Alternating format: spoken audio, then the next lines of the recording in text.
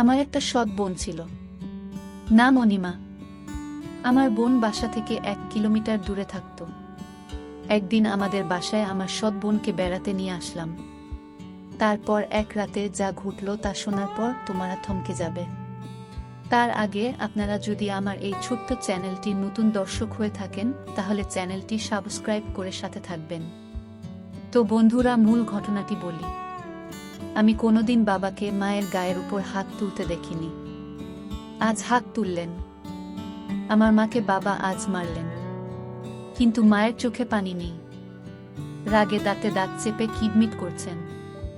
বাবার চোখ দিয়ে টলমল করে পানি পড়ছে। বাবা ভেজা গলায় বললেন, উঠতে বসতে যে সোহানার খোঁটা দেয় সে আজ মরে গেছে। এবার খুশি তো? এখন থেকে অন্তত আমাকে রেহাই দাও। সুহানা নামটা আমি আজ প্রথম শুনিনি, আগেও বহুবার মায়ের মুখে শুনেছি। মা বাবার সাথে একটু রেগে গেলেই সোহানার নাম ওঠে। আমি বারবার জানতে চেয়েছিলাম মায়ের কাছে কে এই সুহানা। মা মুখে ভেঙচি আকৃতি এনে ভাষাকে বিকৃতি করে বলেছিল, তোর বাপের প্রেমিক লাগে। আমাকে বিয়ে করার আগে সুহানার লগে তোর বাপের সংসার ছিল। বাবা মাথা নিচু করে সেদিন আমার সামনে থেকে চলে গিয়েছিল। বোঝাই যাচ্ছে নিজের ছেলের সামনে তিনি বেশ অপমানিত হয়েছেন। বাবার জন্য আমার বড় মায়া লাগে। মায়ের এই গালি প্রতিবাদ বাবা কোনোদিন করেননি, কিন্তু আজ প্রতিবাদ করেছেন। প্রতিবাদের ভাষা ছিল সজোরে একটি থাপ্পড়। বিগত বছরের রাগ বাবা একটি থাপ্পড়ে কমাতে পেরেছেন তো? আমি দুপুরের খাবার খেতে বসেছি, মা তরকারি দিচ্ছিলেন। বাবা এলেন হঠাৎ ঘরে। তখনই মায়ের হুঙ্কার। ঘুমিয়ে ঘুমিয়ে স্বপ্ন না দেখে তার সাথে গিয়ে দেখা করলে কি হইতো না করতাম আমি। এত বছরেও না কইরা ফিরতে পারছি। বাবা এগিয়ে এলেন, থাপ্পড় দিয়ে সোহানার মৃত্যু সংবাদ প্রকাশ করলেন। আমার গলা দিয়ে আর ভাত নামে না। বাবা ঘর থেকে চলে গেলেন। মায়ের দিকে তাকিয়ে বুঝলাম মৃত্যু সংবাদ শুনে রাগ একটু কমেছে। আমি খাবার রেখে নলকূপে হাত ধুয়ে ফেলেছি। মনটা কেমন খারাপ লাগছে। বাবা যে আজ আর দোকানে যাবেন না বোঝাই যাচ্ছে, তার চেয়ে ভালো আমি আরও এগিয়ে বসি, কাস্টমারকে চাল দিতে দিতে মনটাকে অন্যদিকে ঘুরিয়ে রাখা যাবে। রাত তখন 12টা হবে। আমি বই পড়ছিলাম। হুমায়ুন স্যারের মিসির আলীর সমগ্র বইয়ের তন্দ্রাবিলাস আমার দুই চোখে তন্দ্রা কাটিয়ে দিল। দরজায় ঠকঠক। দরজার ও পাশ থেকে বাবার গলার শব্দ, রিয়াদ ঘুমিয়ে পড়েছিস? আমি কোনো জবাব না দিয়ে দরজা খুলে দিলাম। বাবা ঘরে ঢুকে আমার বিছানায় বসতে বসতে বললেন, ঘুম আসেনি এখনো? তোর সাথে গল্প করতে এলাম। বাপ বেটার গল্প অন্য কারো শুনতে হয় না, তাই এখন এলাম তো সমস্যা হবে না তো? আমি মুচকি হেসে বললাম, না বাবা, আমার আরো ভালো লাগছে যে তুমি এসেছো। আজ এই ঘরে ঘুমাও। মায়ের ব্যবহারে মন খারাপ করে থেকো না। বাবা পা তুলে আয়েশ করে বসলেন। ইশারায় আমাকে চেয়ার টেনে কাছে যেতে ইঙ্গিত করলেন। আমি কাঠের চেয়ার নিয়ে বাবার মুখোমুখি বসলাম। বাবা আমার দিকে কিছুক্ষণ তাকিয়ে রইলেন। তারপর দেয়ালের দিকে তাকিয়ে বললেন, তোর অনেক কিছু জেনে রাখা দরকার। আমি তোকে জানাতে চাই। আগেও জানতে চেয়েছি, সাহস হয়নি। ভেবেছি তোর মা যেমন অকথ্য ভাষায় কথা বলে হয়তো জানা হয়ে যাবে, কিন্তু তুই জানিস না কিছুই। শুধু একটি নাম জানিস, সুহানা। তুই এই নামটি তোর মায়ের মুখে শুনেছিস। যতবার শুনেছিস আমি লজ্জা পেয়েছি, বলতে পারিনি কিছু। আজ বলবো। আমি গভীর মনোযোগ দিয়ে বাবার গল্প শুনেছি। যে নাম নিয়ে মায়ের অকথ্য ভাষা, বাবার লজ্জা পাওয়া। অজানাকে জানতে অবশ্যই মনোযোগী হওয়া প্রয়োজন। দাদা এক নাগারে গল্প বলছেন, লুকায়িত এক গল্প। তোর মায়ের মুখে সুহানা নাম শুনে হয়তো ভেবেছিলেন আমার অন্য কারো সাথে কোনো সম্পর্ক আছে। সত্য হলো সুহানার সঙ্গে আমার কোনো সম্পর্ক নেই। সুহানা আমার বিয়ে করা প্রথম স্ত্রী ছিল। তোর দাদা দাদি পছন্দ করে বিয়ে করেছেন, তোর দাদার বাড়ির কাছেই। আমরা যে এত বছর ধরে তোর দাদা দাদিকে রেখে শহরে থাকি তার একটি কারণ এই সোহানা। তোকে নিয়ে যে প্রতিবার তোর দাদার বাড়ি যেতাম আমি, তোর সাথে সাথে থাকতাম। যেন আমাদের গ্রামের কারো কাছ থেকে এই বিষয়ে কিছু শুনতে না হয়। এত খারাপ লাগতে পারে শুনলে। তো দাদা দাদি মারা যাওয়ার পর গ্রামে খুব একটা যায় না। তোর মা সব জানে, তবু তোকে বলেনি যে আমি আগেও একটি বিয়ে করেছিলাম। আমার আর সুহানার একটি সন্তানও আছে, নাম অনিমা। তোর সৎ বোন অনিমা। তোর মা আমার দ্বিতীয় স্ত্রী। সে যাই হোক, সুহানার সাথে বৈবাহিক সম্পর্ক শেষ হওয়ার পর সে পরবর্তীতে আবার বিয়ে করে এক স্কুল মাস্টারকে। তোর দাদার বাড়ি থেকে কয়েকটা গ্রাম পরে 8 বছর সংসার করলেও আর কোনো সন্তানাদি হয়নি। স্কুল মাস্টার মারা গেলেন আলসার হয়ে। আমি সব খোঁজই রাখতাম। রাখার কারণ অনিমা আমার মেয়ে। আমি তাকে আমার কাছে রাখতে পারিনি। মাস্টার মারা যাওয়ার পর সেই সংসারে টানাটানি অবস্থা। আল্লাহ আমাকে যথেষ্ট দিয়েছেন, কয়েকটা সংসার চালানোর তৌফিক দিয়েছেন। আমি প্রতি মাসেই যাই সেই এলাকায়। কাউকে দিয়ে খবর পাঠালে অনিমা আসে। বাবা বলে এসে জড়িয়ে ধরে। কত বায়না তার। আমি আসার পথে পুরো মাসের খরচ দিয়ে আসি অনিমের হাতে। তোর মা এসব জানে। আমি গোপন করি না তোর মায়ের কাছে। আমি অনিমা জন্মদাতা। সে আমার কাছে মেয়ে হিসেবে পাও না। আমি তাদের বলি, আমি অনিময় মায়ের সাথে দেখা করি না। দেখা করাটা বেমানান, লোকে মন্দ বলবে। তাই লোক মারফত অনিমাকে ডেকে আনে। আর এখন তো সরকারি কলেজে অনার্স শেষ করবে এই বছর। এখন তো কলেজে গেলেই মেয়ের সাথে দেখা করতে পারি। কিন্তু ওই যে আমি তোর মায়ের কাছে কোনো কিছু লুকাই না। তোর মা মনে করে আমি হয়তো উনি মায়ের সাথে দেখা করি। এজন্যই রাগের মাথায় 2-4টা কথা শোনায়। এতে আমার খারাপ লাগে না। শুনতে শুনতে অভ্যেস হয়ে গেছে। কিন্তু তুই বাবা, একটা মিনিট। আমি বাবাকে থামিয়ে প্রশ্ন করলাম, এত বড় জীবন ঘটিত বিষয়টা মায়ের কাছেও লুকিয়ে রাখো না? তাহলে আমি শুনলে কি সমস্যা বাবা? বাবা উত্তরে বললেন, আসলে আমি চেয়েছিলাম তুই বড় হলে সব বলবো। তোর মানসিক বেড়ে ওঠাতে মস্তিষ্কে কোনো প্রভাব পড়ুক সেটা চাইতাম না। কিন্তু ভুলে গিয়েছিলাম যথেষ্ট বড় হয়েছিস। অনিমা শুনেও কষ্ট পেয়েছে। ও হ্যাঁ, অনিমা কয়েকবার বলেছিল তোকে সব জানাতে, আমি সাহস পাইনি। তবে বিশ্বাস কর, ওর মায়ের সাথে আমি দেখা করতাম না কখনো। কিন্তু আজ মৃত্যু সংবাদ শুনে না গিয়ে থাকতে পারিনি। তার উপর তোর মায়ের এমন কথাটুকু সহ্য হয়নি। তাই আমার কোনো ভাই বোন নেই এমন একটি আক্ষেপ ছিল সবসময়। আজ বাবার মুখে শুনলাম আমার একটি বোনও আছে। আমার বড় আপু, নাম অনিমা। কোনোদিন দেখিনি। বাবা দেয়ালের দিকে তাকিয়ে আছেন, চোখ দুইটা চলছে। সুহানা নামের মানুষটির জন্য বাবার চোখে পানি থাকাটা স্বাভাবিক। আমি বাবাকে প্রশ্ন করলাম, তুমি তাকে ছেড়ে দিয়েছিলে কেন বাবা? বাবা দেওয়াল থেকে দৃষ্টি আমার দিকে দিলেন, একটা দীর্ঘশ্বাস ছেড়ে বললেন, যে মানুষটা দুনিয়া ছেড়ে চলে গেছে তার সম্পর্কে কিছু না বলাই উত্তম। এতটুকু জেনে থাক আমাদের মনের মিল ছিল না। তবে বুঝতে একটু দেরি হওয়াতে 4 বছর সংসার টিকেছিল। পরে আর টিকে নেই।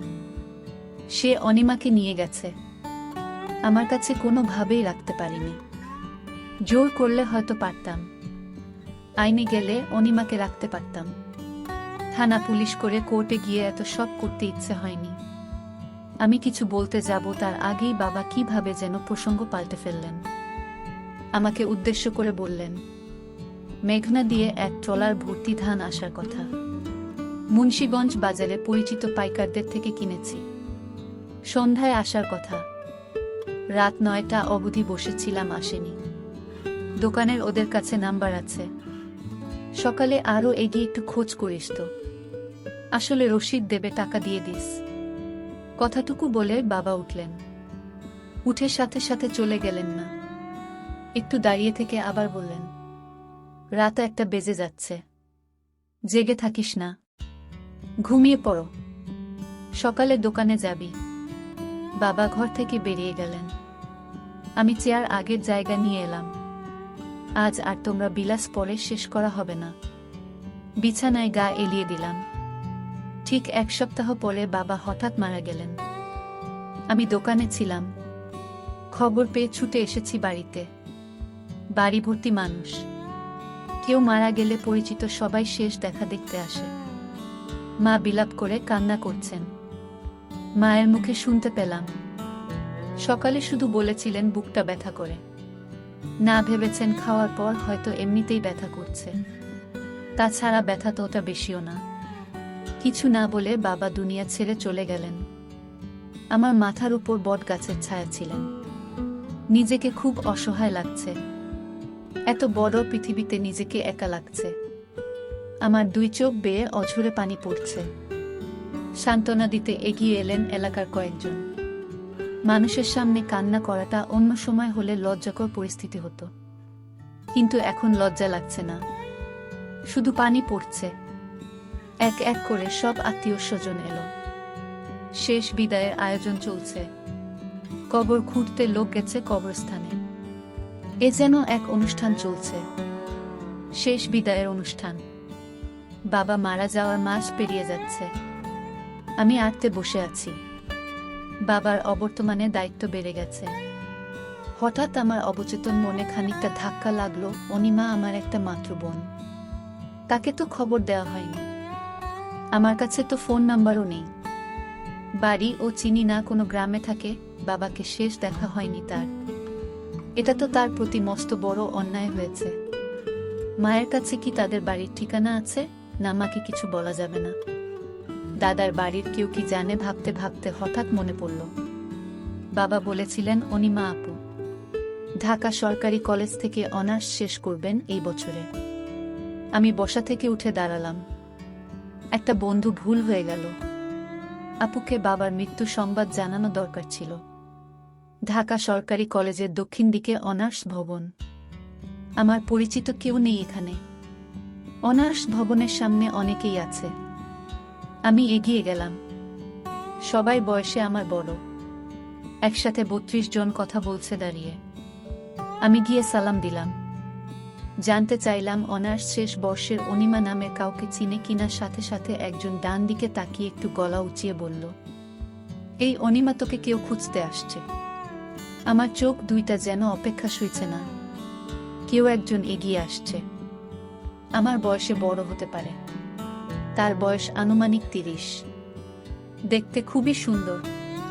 ইচ্ছে করছে এখনই চিৎকার করে বলি, আমি তোমার একমাত্র ভাই রিয়াদ। কিন্তু বলতে পারিনি। আমার গলার স্বর কি ভেজা বুঝতে পারছি না। আমাকে খুঁজছো? কে তুমি? আপনার কথায় কি বলবো ভেবে পাচ্ছি না। আসলে কি আমি পরিচয়ের শুরুটা কিভাবে করব? মুখ ফুটে বললাম, আপু আপনার সাথে কিছু কথা আছে, খুব জরুরি।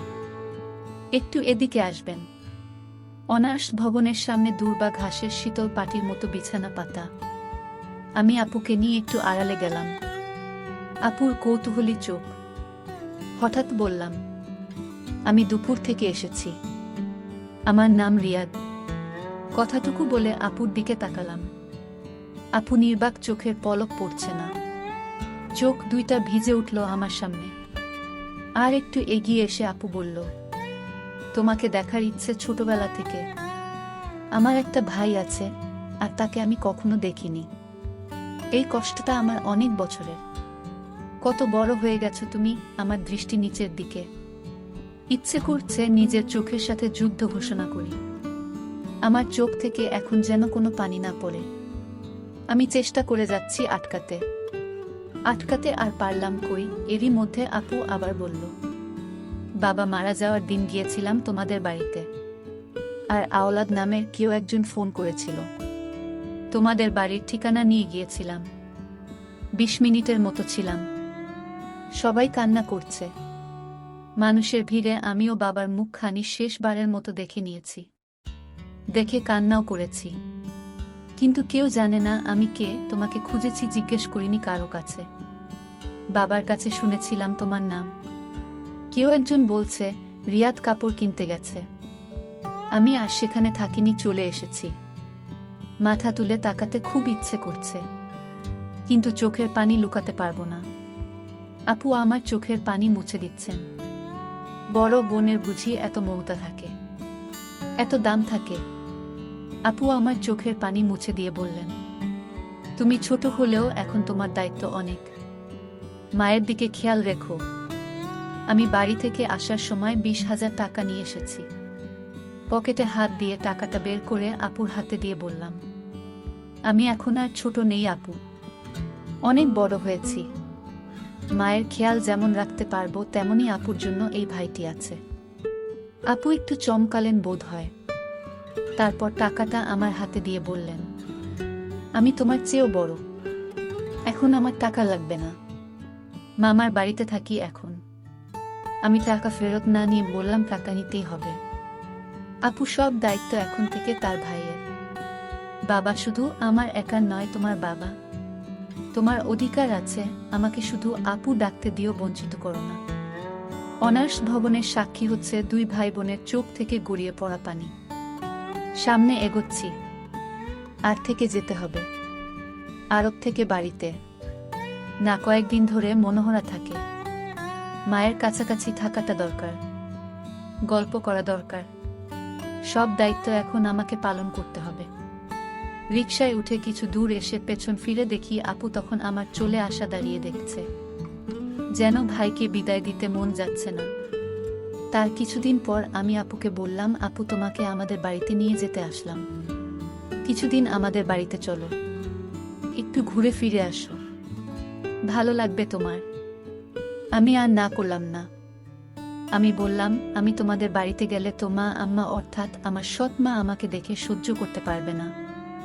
আরে না আপু, কিছু হবে না, তুমি এসব কথা বাদ দিয়ে চলো আমার সাথে। আমিও ভাইয়ের কথায় মায়ের টানে আমি চলে গেলাম তাদের বাসায়।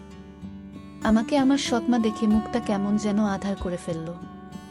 আমি এতে কিছু মনে করলাম না, এটা আমি স্বাভাবিকভাবেই নিলাম ব্যাপারটা। বাবা মারা যাওয়ায় মায়ের কষ্টটা অনেক বেড়ে গেল। আপু, আমি তোমাকে এখন থেকে কষ্ট করতে দেব না। যা প্রয়োজন তুমি আমার কাছে চাইবে আমি দিব, কারণ আমার একটা মমতাময়ী বোন আছে। আমি তা জানতাম না।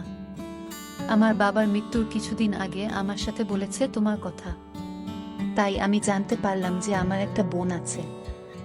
আজ আমি অনেক খুশি এমন একটা বোন পেয়ে।